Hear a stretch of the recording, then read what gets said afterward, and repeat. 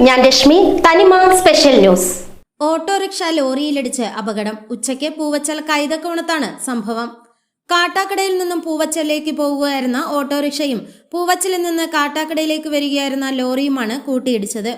ഇടിയുടെ ആഘാതത്തിൽ ഓട്ടോ ഡ്രൈവറായ അഖിലിന് സാരമായ പരിക്കുകളോടെ മെഡിക്കൽ കോളേജിൽ പ്രവേശിപ്പിച്ചു.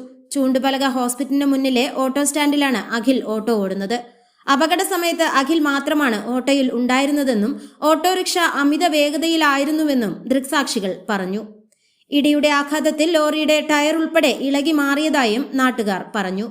വെള്ളനാട് സ്വദേശിയായ അഖിൽ കോവിൽവിളയിലാണ് കുടുംബമായി ഇപ്പോൾ താമസിക്കുന്നത്. അഖിലിന്റെ സ്വന്തം ഓട്ടോറിക്ഷയാണ് അപകടത്തിൽപ്പെട്ടത്. സാരമായ പരിക്കുകളോടെ മെഡിക്കൽ കോളേജിൽ ചികിത്സയിലാണ്. അപകട കാരണം വ്യക്തമല്ല.